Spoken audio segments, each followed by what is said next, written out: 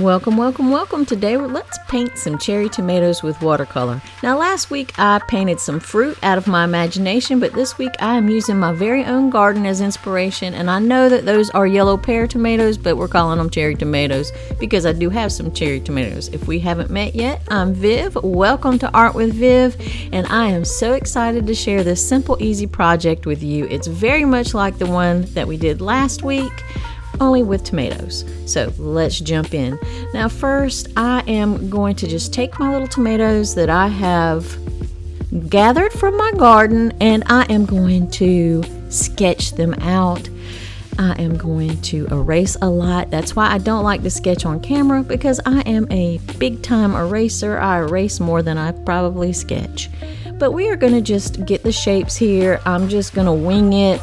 I'm not planning anything out ahead of time. I'm just going to put these shapes down and then get started painting. So I am going to speed this up because you might get a little bored. Now, if you find yourself just a little bit unconfident about your drawing skills, no worries. I have a Sweet Art Squad. It is a membership. It's only $5 a month. And with that, you will get the traceable outline drawing of every video I do on Mondays, or I should say most videos. You get 2 to 4 little mini tutorials per month. I mean, you can't beat that for $5. Four mini tutorials, and you get the outline drawing.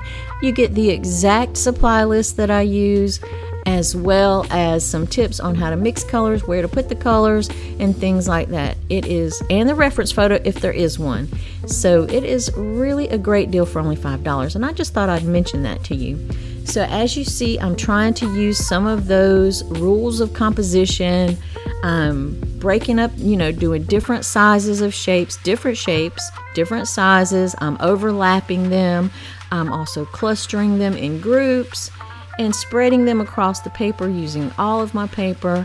And I am just, as I'm going along, I'm putting the actual little tomatoes right on the paper so I can see how I want them to be angled, or what shape or position, or if I want to show their little caps, the little green caps on top of them. So that's just my thinking process as I'm going through. But again, this one is just really, it's just me winging it and trying to think about those principles of composition and getting it all down just like that. So that's all I'm doing here. If I don't like something, I'm erasing it. I'm moving things around until I finally get the composition I want. And once I get that, we're going to start painting. Now, my water is a little dirty, but use clean water on yours. Don't do as I do, do as I say. So I got some clean water. I am then going to add a little bit of the bright yellow to it and let that water do the work. You want the water to do the work for you. So you put that water down first, then you start with your lightest yellow, a nice pale golden yellow, and then you're going to add a little bit of orange to that, maybe to darken it up, because there are some darker areas on that tomato, and you're going to let that water blend it. This is called wet on wet for those of you that are brand new to watercolor. It's just a wet on wet technique. It's a really easy technique, and it is probably one of the most used in watercolor to get those really beautiful soft blends. Also notice that I'm leaving a little bit of that tomato with no color on it. That's going to be the highlight. Those 2 little spots that I'm letting the white of the paper shine through, that's going to be the highlight. Next, we're going to do the same thing to the next pair. And it's just the same wet on wet technique. I'm applying water, then the lightest yellow, then a little bit of yellow maybe with some orange mixed, and then a darker orangey color. I'm also leaving the white of the paper shining through where I want those highlights. So that's how we are handling this. It's the same technique for every single one of these tomatoes. We're doing the same thing.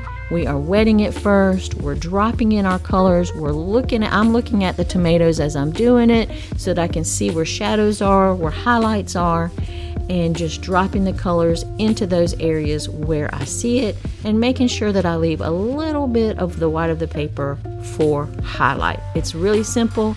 That's what we're going to do on every single one of these well, actually all of the tomatoes, not just the pear tomatoes, but all of the tomatoes.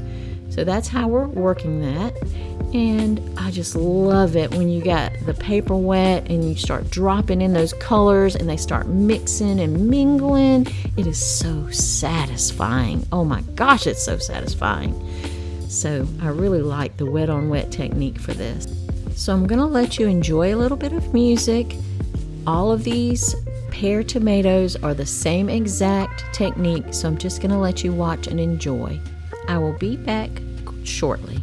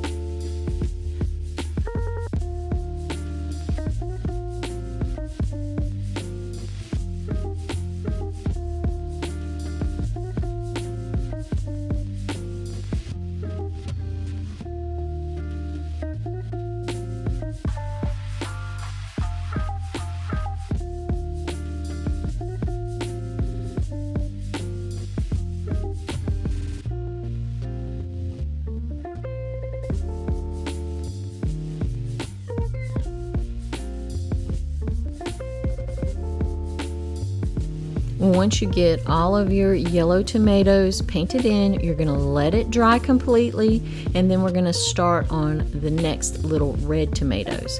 Now you might be surprised to learn that I am using that same yellow as an underpainting for the tomatoes. Those little cherry tomatoes have a lot of yellow in them. They're almost orangey red. They're not quite a bright blue red. They lean more toward an orangey yellow red. I would say an orangey red. And so what I'm doing here, the same exact technique as I did on the yellow ones. I am wetting it first, wetting the little cherry tomato, and this time I'm dropping in just yellow. I'm not doing any oranges or anything yet. I am just dropping in the yellow, and I'm leaving the white space. I'm leaving some white of the paper showing so that you can see where the highlight is. And we're gonna do every one of the little cherry tomatoes with this yellow. Now notice I'm only using yellow. I'm not putting any oranges on it yet. This will make those little cherry tomatoes have a little glow to them, have a really beautiful glow, having this nice bright yellow as the underpainting. And I really like this technique. I use it on a lot of different fruits like cherries and, tomatoes are fruits. So cherries, tomatoes, anything that's red but has a little tiny bit of an orange or a yellow cast to it. I always do this. It makes it just glow up so pretty. So once you get all that done, you're going to let that layer dry, let it dry completely, and then we are going to start on the next layers. Now I've got a nice orangey red up here, and I'm mixing it with that undertone color, that yellow. I'm going to again wet the surface. I'm being very delicate though when I put the water down because I don't want to disturb that yellow that we just painted underneath. Make sure it's dried completely or you'll ruin that glowy effect. So make sure that yellow is dried completely. Wet it with clean water using a very light touch so as not to disturb the yellow. Mix up a nice orangey red. And I'm also using a little bit of purple for the shadow. I'm dropping just a tiny bit of that purple in the darkest part of the shadows. I'm letting a little bit of that yellow shine through, and of course I'm making sure that just a tiny bit of the white of the paper is shining through as the highlight. Again, we're going to go to the next little cherry tomato. We're wetting it with clean water, using a very delicate touch. We don't want to disturb that yellow and have them mix. It's okay if you do, but it spoils that glowy look at the end somewhat if they're mixed right there on the paper. But you'll get it. It'll still be pretty. So don't get your panties too much in a wad about it. I don't want you to be scared to paint. Just be mindful to try to use a delicate touch when you put that water down. And then just start dropping in the reds and a little bit of that purple for the really darker shadows. And now I'm just lifting up some of those areas where I want the highlights to remain. So what I've done is I've dabbed my brush off onto my kitchen towel or paper towel, whichever one you want to call it, and then I'm just lifting up some of that paint and wiping it back onto the kitchen towel. You can do that with a clean, damp brush, not a wet brush. Do it with a clean, just very damp brush. So I'm doing the same thing with the highlight there, and just picked a little bit of it up, and we're going to continue to work our way around. I'm adding a little bit more orange to the mix, and as you see, I've wetted again, a little clean water. I'm dropping in those colors. I'm putting in the purple where I want it to be really dark, and I'm leaving a little bit of that yellow shining through and a little bit of the highlight. I'm making sure that I'm lifting the paint by using an almost dry brush, a clean, almost dry. It still has to have some water on it or it won't pick up. So we're going to call it a damp, dry brush, picking that up and wiping it onto my kitchen towel. So it's the same technique. It's so simple. This is a very simple little project, and I think the results are beautiful. I'm going to let you watch. You know what to do, and listen to some soothing music as we head into the next part. So just watch and relax.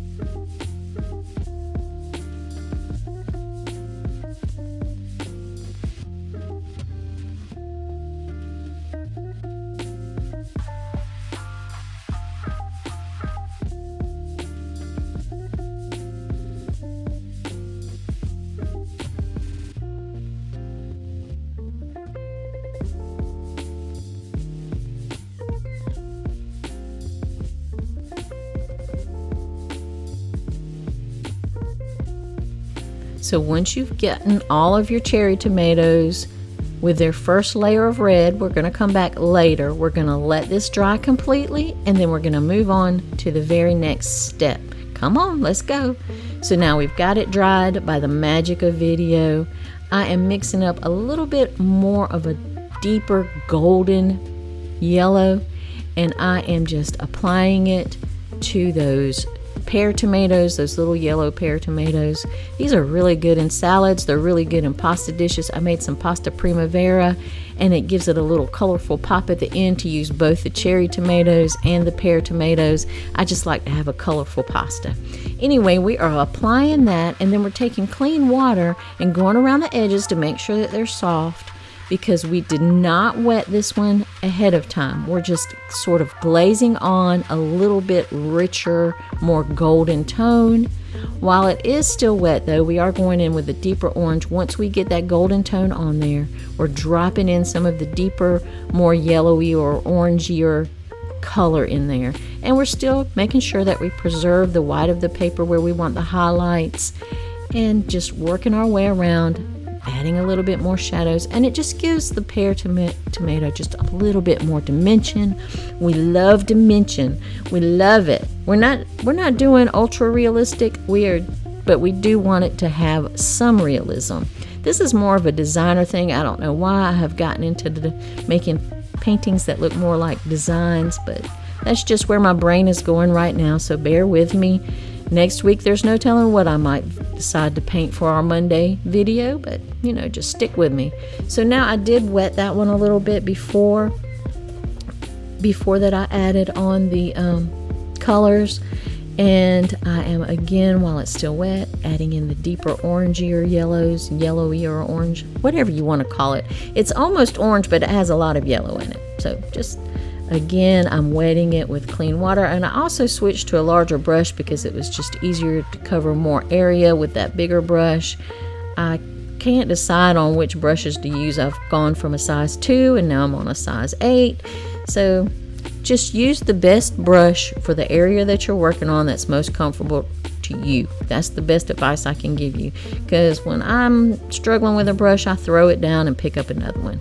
Now I'm also picking up some of that pigment that I just laid down so that I can preserve that white highlight. Again, wetting it down. It's the same technique on all of these.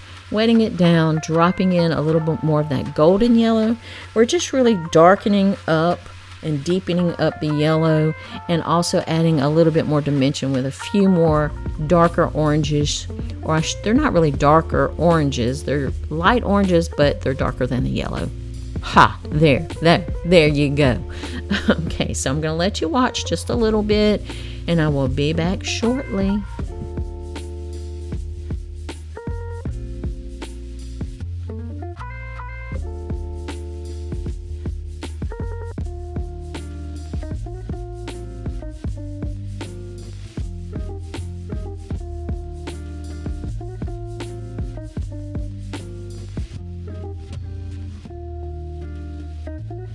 So once you get all of that in and you've gotten those yellow pear tomatoes, let them dry. Let them dry once you've got them like you want them. Now we're going to go back to the cherry tomatoes. We're going to do the same method that we did on the yellow ones.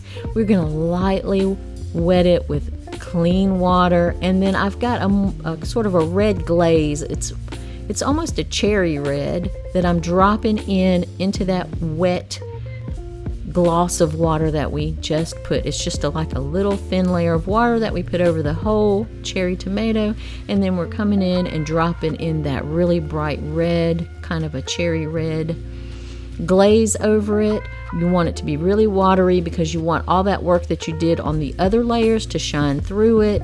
And then I'm also adding a little bit of purple to those deeper shadows. Same thing, light wash of water, clean water, and then the cherry red glaze, and that's just deepening the color and sort of brightening it up. Again, make sure that there's plenty of water in that glaze so that that yellow and those other tones that you've put on the previous layer still shine through. You don't want to cover those up. You just want to really deepen the color and brighten it with a little kick of red there. And then let that dry. Once you get all of those done, just let those dry, and then we are going to come in here and put in some shadows. Now this is glazing. It's sort of a glazing. It's a type of glazing technique. I'm taking a really dark red. It's red. It's one of the reds I've got, and I've mixed it with a little purple, and I'm going into where I want the darkest shadows on dry paper. Then I'm cleaning my brush, and with the clean damp brush I'm blending out those edges so that we get soft edges. There's not a hard line there, and that looks really good. I like it. So now I'm gonna wet this one with a little bit of water, and I'm just dropping in some of that darker purpley red where I want the shadow. And then I'm again going to come back in with a damp brush and blend that out so that I'll have soft edges there. I don't want a hard edge, and I also am trying to lift some of that pigment off of that white. A little bit got onto my little light highlight, and I don't like that, so I dabbed a little bit of it up with my damp brush, damp dry. And we're just going to continue to add that, and where you see the hard lines, those straight hard lines, I'm just taking my damp brush and blending those out so that it'll be a little soft transition. We don't really want hard lines on our tomatoes. Our tomatoes are nice and soft, and I'm looking at them. You can see the tomatoes up above my painting, and you can see that the highlight doesn't have a crisp line around it. It's very soft. All of the shadows are very soft. So that's what I'm going by. The lighting that I'm using is really soft lighting, and I want it to reflect that in my painting. Now while those dry, you can go ahead and mix up some green and start painting that on the leaves. I didn't talk about adding the leaves, but I did add some tomato-shaped leaves just to balance it out and to give it another color. I didn't want everything to be yellow and red, and I needed a nice cool color that would complement these yellows and reds but not fight with them too much. So I picked a nice bluish green. I'm going ahead, I am painting them, just painting a little water, then dropping in the greens. Now I've got two greens going. I've got sort of a blue green going and sort of a yellow green going. And while they are wet, I'm just dropping in both colors into the leaf. I'm dropping in the blue green, and I'm also dropping in that yellow green in the same leaf while it's wet, and letting those colors mix and mingle. It makes for more dynamic. It makes it more interesting than to have it all one solid color green. It just mixes things up a little bit. Y'all know I like to mix it up every once in a while. So that is all we're going to do for the leaves. I'm going to let you watch, and I will return shortly. Enjoy some music.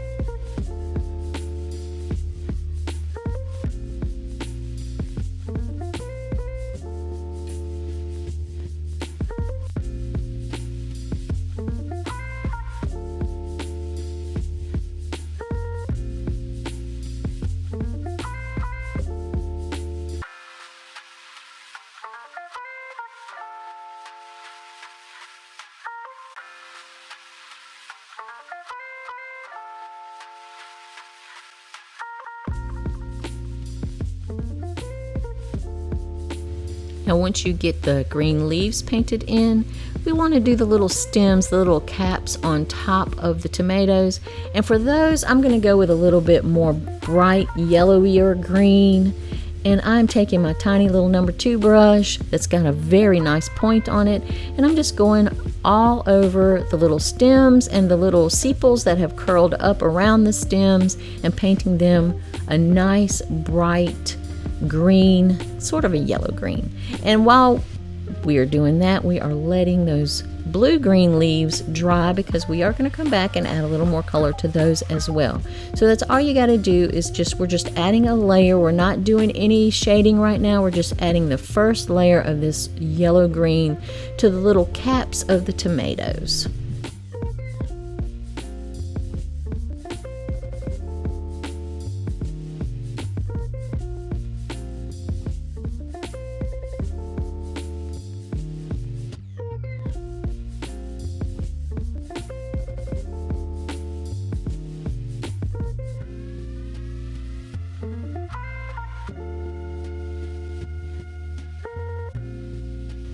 And once those little caps are dried, you can come back in with some darker green and add some shadows to those if you would like. It's up to you. You can also add some more shadows to the green leaves just by wetting them and dropping in some darker green, but we're not going to do too much with it. So there, let's let that dry. And as you see, I've added some shadows to the leaves, and all I did was wet the leaves and drop in the darker green. So now we are going to work on the background. Easy peasy. We are leaving a white line around all of the little vegetables. So we're not painting that background straight up to the edge. We are leaving a gap, a little outline of the white of the paper. It's just a more designerly look. And like I said in my last video, I noticed another artist doing that with her flowers, and I thought it looked so pretty, so I'm still experimenting with that and seeing how it works out for me. Now, if you want to put that background color, which is a nice bluey purple, right up to the fruit, be my guest, go for it. Practice doing experimental things with your artwork. That's how you learn the best. So I hope you really try to do new things, get out of your comfort zone, and practice every day. That's how you're going to become really good at painting. You have to practice. You have to get outside your comfort zone. You have to try new things.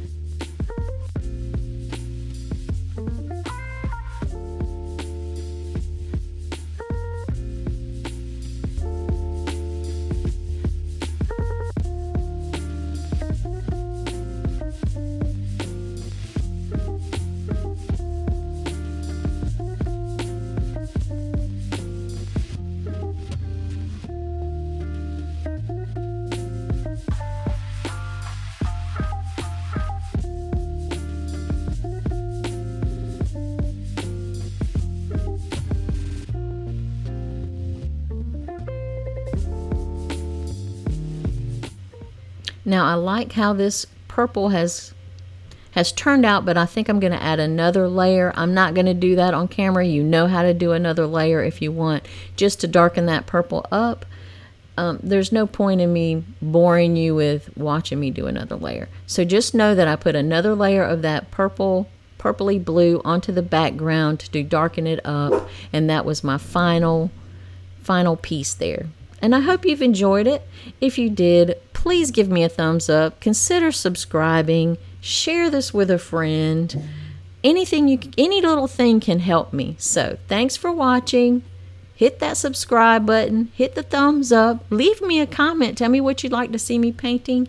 And thanks for watching. I will see you soon.